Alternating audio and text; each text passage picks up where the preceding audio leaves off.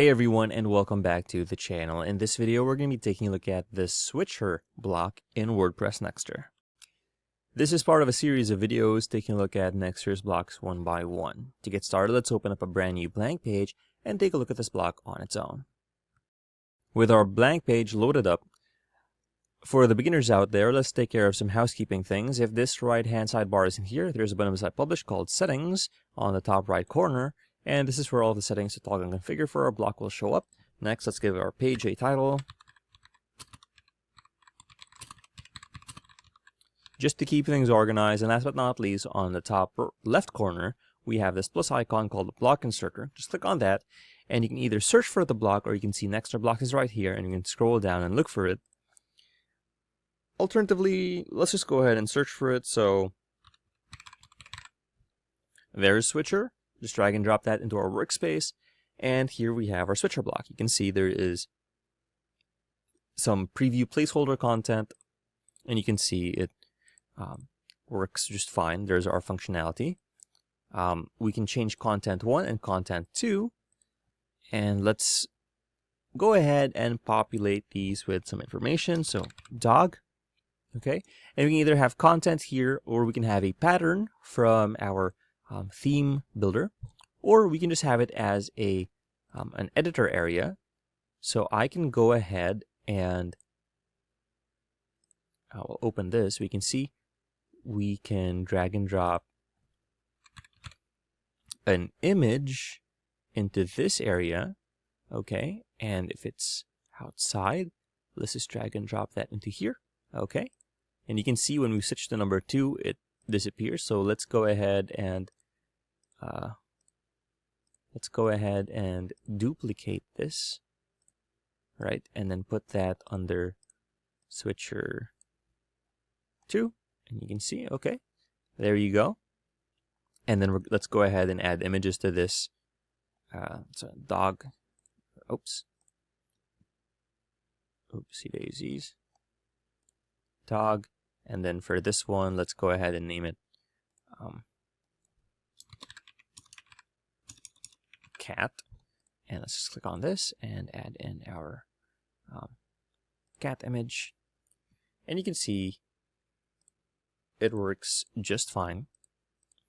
There's your functionality, and you don't have to have it, well, you don't have to have it as just the editor, but you can have it as content.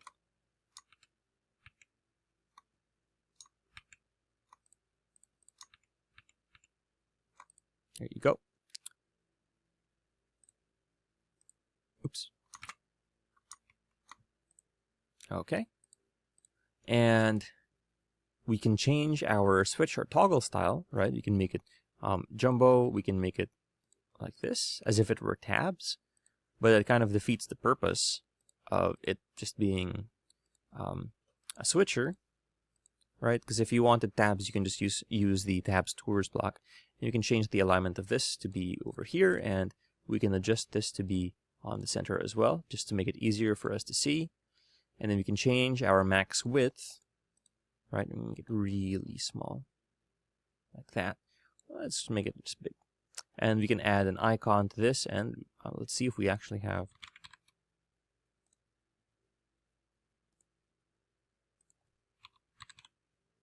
Oh, we actually do. That's great. So let's go ahead and add an icon. Oh my gosh. Let's add icons to these.